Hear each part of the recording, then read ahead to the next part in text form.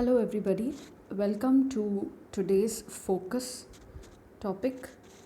And the topic of today's focus is the National Conference on Vigilance and Anti Corruption, which was held at Kevadia in Gujarat, where the Prime Minister spelled out that the policy of New India is zero tolerance to corruption. Now, the theme of the conference conducted by the CBI is Satark Bharat, Samriddh Bharat. It means Vigilant India is a prosperous India. The event was organized by CBI, focusing on vigilance issues aimed at raising awareness and reaffirming India's commitment to the promotion of integrity and probity in public life. As students preparing for the UPSC Civil Services examination, your mains General Studies paper 4 includes topics of integrity and probity in public life. So, as a public servant, as a future public servant, I would say it's important for you to have a good knowledge about this, and also the values or the moral principles that as a public servant you should be following. These principles and values and virtues should be imbibed and are very helpful in dealing with tough situations such as corruption. What does integrity mean? It means the quality of being honest and having strong moral principles. And what does probity mean? It means it is a high standard of correct moral behavior. So, moral behavior rests on your virtues and the values that one imbibes in its personality. Let me just quote here Kofi Annan, who said that if corruption is a disease, transparency is an essential part of its treatment. And late Abdul Kalam says that three societal elements that can make a difference in dealing with corruption are father, mother, and teacher. So these three persons play a very important role in which they teach us all the essential virtues and also the values that are needed to live an ethical life. Transparency is one of the most important feature or a prerequisite for good governance. So good governance is only possible when it is transparent, accountable, participatory, and free of corruption. So, what are the principles? As we're speaking of corruption and we have spoken about integrity and probity, let us see what are the principles of public life. Various organizations, international organizations such as the United Nations, the OECD, etc., and various others have given their own list of principles. But usually in the ethics subject also, we come across the Committee of the Standards of Public Life of in UK, which laid down the 7 principles of public life to promote a code of conduct in public life. Let us look at them one by one. It's selflessness. It means that the holders of public office should act solely in terms of public interest and not in terms of self-interest. Integrity. Holders of public office must avoid placing themselves under any obligation to people or organizations. They have to be honest to the government.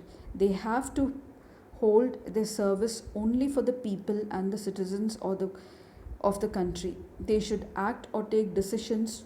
They should not act to take decisions to gain financial or any material benefit for themselves, their families, their kith and kin, near and dear ones. Objectivity. Holders of public office must act to take decisions impartially, fairly, without any bias based on merit. Accountability. The holders of public office must submit themselves to scrutiny necessary to ensure accountability. Openness. Holders of public office should act and take decisions in an open and a transparent manner. Information especially should not be withheld from public. Honesty. The holders of public office should be truthful, sincere, and free of deceit. And lastly, leadership. The holders of public office should set an example to the public They should exhibit the principles in their own behavior, and they should actively promote good moral principles and be willing to challenge the poor behavior wherever it occurs. So, what steps has the government been taking when it is making its policy so clear of having a zero tolerance towards corruption? Let us see. It has amended the Prevention of Corruption Act 1988 after 30 years to introduce a number of new provisions such as criminalizing the act of giving bribe, also in addition to taking bribe, and put in place an effective deterrence for such actions by individuals as well as corporate entities. Second, disbursement of welfare benefits now are being directly to the beneficiaries through the direct benefit transfer initiative through the help of the Jandan Yojana, with the help of Aadhaar and your mobile number, implementation of e-tendering in the public procurement, introduction of e-governance and simplification of procedures and systems, introduction of government procurement through government e-marketplace, where all the departmental procurements are done through the e-marketplace based on the least bidding. Then the service conduct rules for various services, discontinuation of interviews in the Group B and Group C posts in the Government of India, Central Vigilance Commission through various orders and circulars recommended adoption of Integrity Pact to all organizations and major procurement activities. The second ARC had made this recommendation of an Integrity Pact. The institution of Lokpal has been operationalized by the appointment of chairperson and members. Now, the Lokpal is statutorily mandated to receive and process complaints with regard to offences against public servants under the Prevention of Corruption Act. So, as I spoke to you in the beginning, that the second ARC had made certain recommendations for dealing with corruption. Various other bodies such as Law Commission, etc., have also come out with reports for dealing with corruption. But mainly, as students of UPSC preparation, we tend to read the second ARC report for the ethics paper, GS paper 4.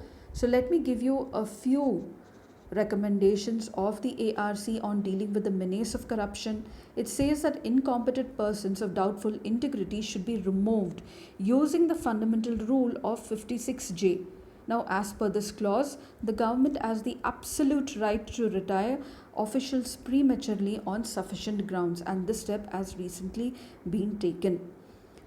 Internal vigilance systems and procedures should be made foolproof.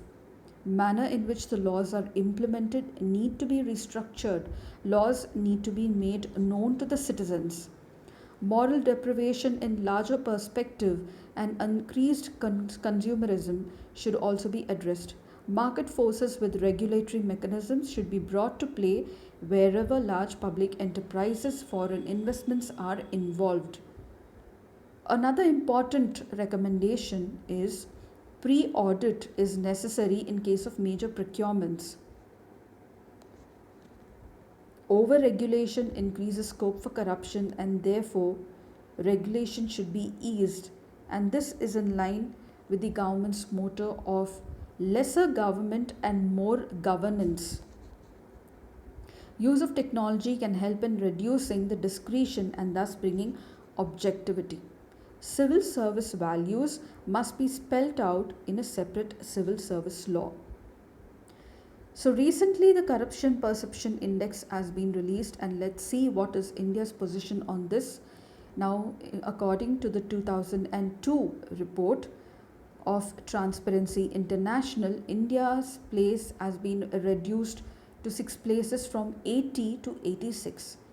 The Corruption Perception Index by Transparency International ranks 180 countries on a scale of 0 to 100, 0 being the most corrupt and 100 being very clean. It checks the level of public sector corruption.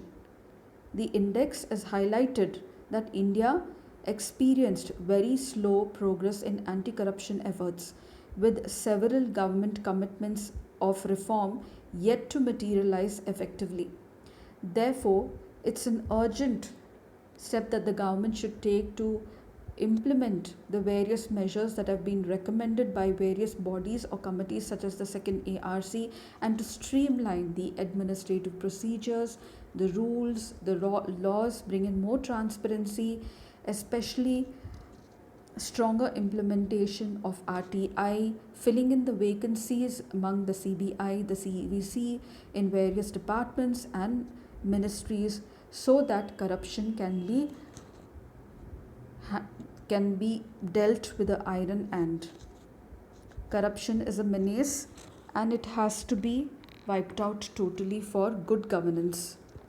So thank you for today, and let us meet tomorrow with another new important topic for focus. Until then, goodbye.